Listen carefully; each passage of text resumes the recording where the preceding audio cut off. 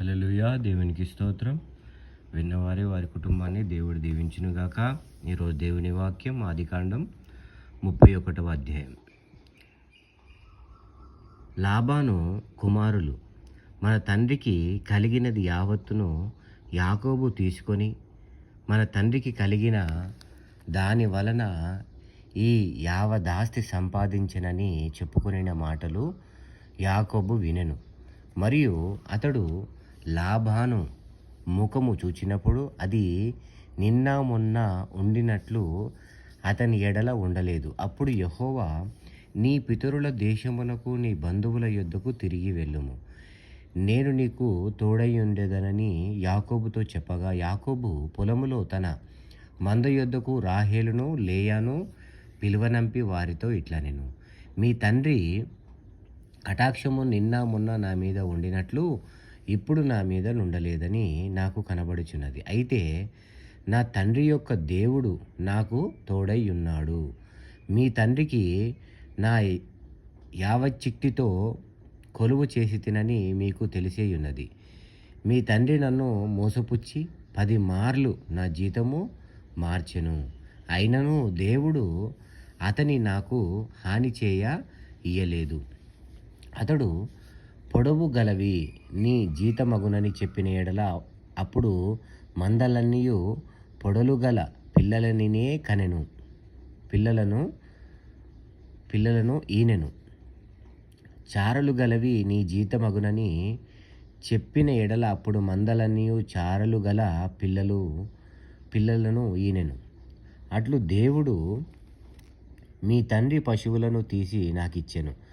మందలు చూలుకట్టు కాలమున నేను స్వప్నమందు కన్నులెత్తి చూడగా గొర్రెలను దాటు పొట్టేలు చారలైనను పొడలైనను మచ్చలైనను గలవై ఉండెను.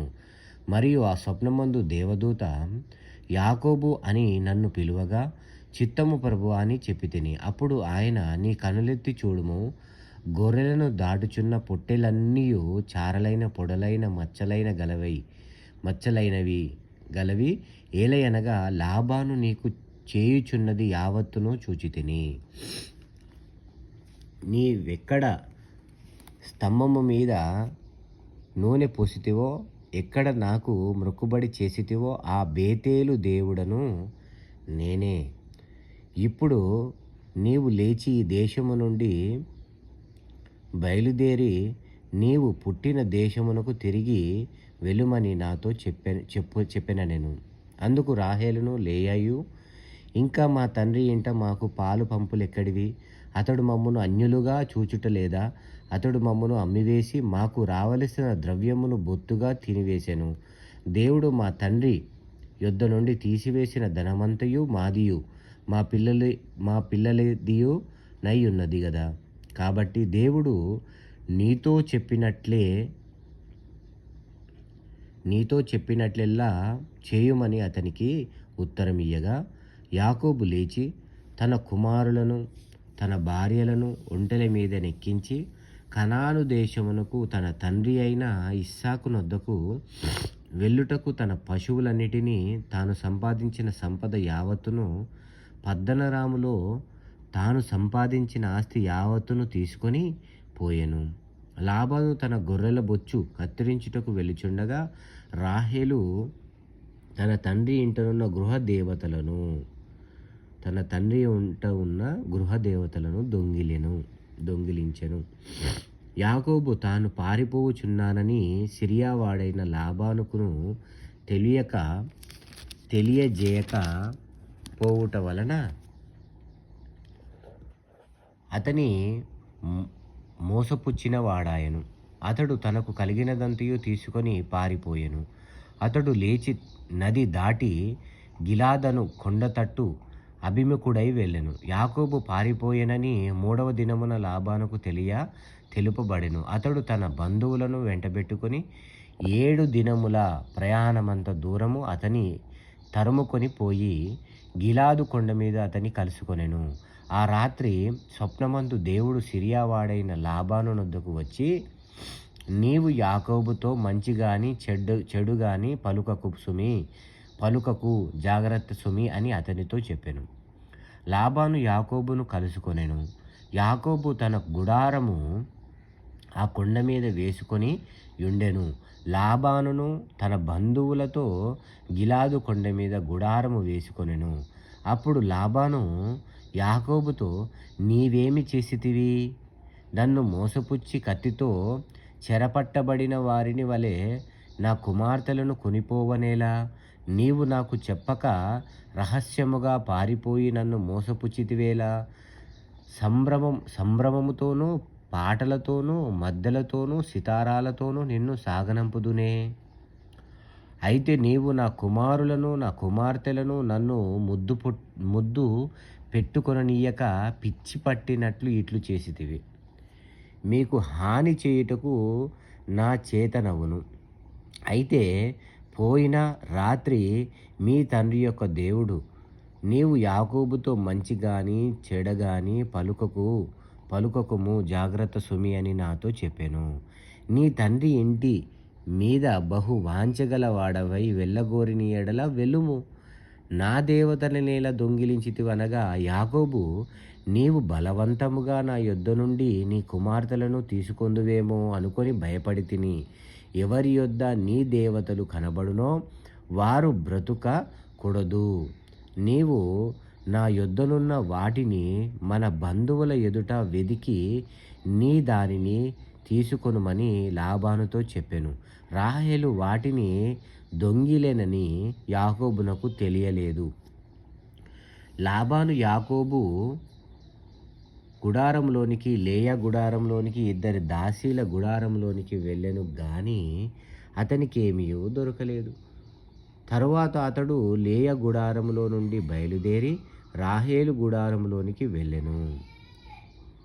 రాహేలు ఆ విగ్రహములను తీసుకొని ఒంటె సామాగ్రిలో పెట్టి వాటి మీద కూర్చుండెను.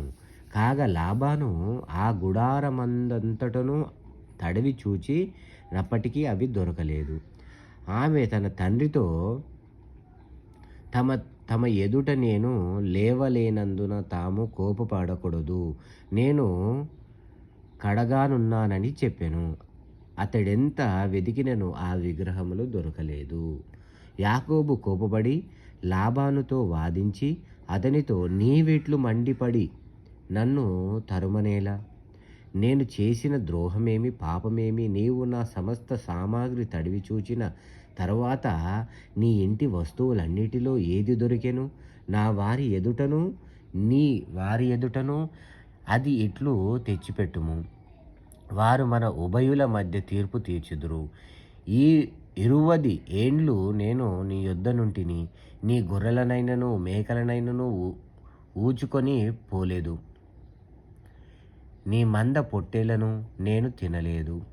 దుష్ట మృగముల చేత చీల్చబడిన దానిని నీ యొద్దకు తేక ఆ నష్టము నేనే పెట్టుకొంటిని.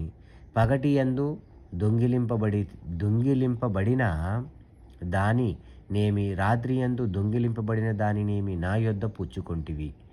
నేను ఇలాగుంటిని. పగటి ఎండకును రాత్రి మంచుకును నేను క్షీణించిపోతిని.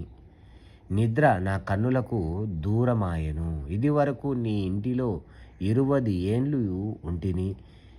నీ ఇద్దరి కుమార్తెల నిమిత్తము 14 ఏండ్లు, నీ మంద నిమిత్తము 6 ఏండ్లు నీకు కొలువ చేసితిని. అయినను నీవు నా జీతము 10 మార్లు మార్చితివి. నా తండ్రి దేవుడు, అబ్రహాము దేవుడు, ఇస్సాకు భయపడిన దేవుడు నాకు తోడయుండని ఎడల నిశ్చయముగా నీవు నన్ను వట్టి చేతులతోనే పంపివేసియుందువు. దేవుడు నా ప్రయాసమును నా చేతుల కష్టమును చూచి పోయిన రాత్రి నిన్ను గద్దించనని లాబానుతో చెప్పాను. అందుకు లాబాను, ఈ కుమార్తెలు నా కుమార్తెలు, ఈ కుమారులు నా కుమారులు, ఈ నా మంద నా మంద, నీకు కనబడుచున్నది అంతయు నాది. ఈ నా కుమార్తెలనైనను వీరు కనిన కుమార్తెలనైనను నేడు నేనేమి చేయగలను? కావున నేనును నీవును నిబంధన చేసుకొందము రమ్ము. అది నాకును నీకును మధ్య సాక్షిగా ఉండునని యాకోబుతో ఉత్తరమియ్యగా, యాకోబు ఒక రాయి తీసుకొని దానిని స్తంభముగా నిలవబెట్టెను.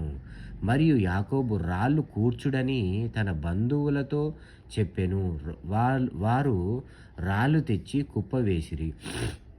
అక్కడ వారు ఆ కుప్ప యొద్ద భోజనము చేసిరి. లాబాను దానికి యాగర్ షహాదూత అనగా సాక్షి కుప్ప అను పేరు పెట్టెను.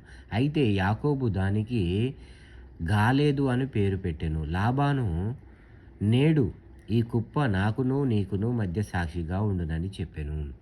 కాబట్టి దానికి గాలేదని పేరు పెట్టెను. మరియు మనము ఒకరికొకరము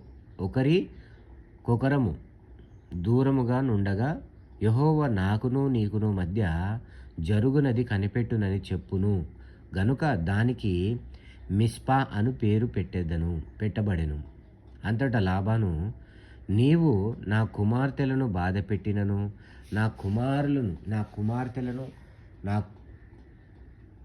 నా కుమార్తెలను గాక ఇతర స్త్రీలను పెళ్లి చేసుకొనినను చూడుము, మన యొద్ద ఎవరునో లేరు గదా, నాకును నీకును దేవుడే సాక్షి అని చెప్పాను. మరియు లాబాను అంటుండు, నాకును నీకును మధ్య నేను నిలిపిన ఈ స్తంభమును చూడుము, ఈ కుప్ప చూడుము. హాని చేయవలెనని నేను ఈ కుప్ప దాటి నీ యొద్దకు రాకను. నీవు ఈ కుప్పను ఈ స్తంభమును దాటి నా యొద్దకు రాకను ఉండుటకు ఈ కుప్ప సాక్షి, ఈ స్తంభమును సాక్షి. అబ్రహాము దేవుడు, నాహోరు దేవుడు, వారి తండ్రి దేవుడు మన మధ్య న్యాయము తీర్చునని చెప్పాను.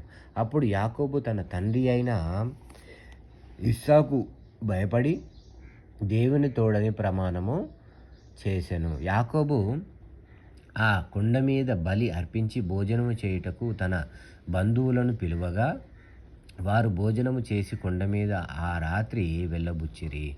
తెల్లవారినప్పుడు లాబాను లేచి తన కుమారులను తన కుమార్తెలను ముద్దు పెట్టుకొని వారిని దీవించి బయలుదేరి తన ఊరికి వెళ్ళిపోయెను. హల్లెలూయా, దేవునికి స్తోత్రం.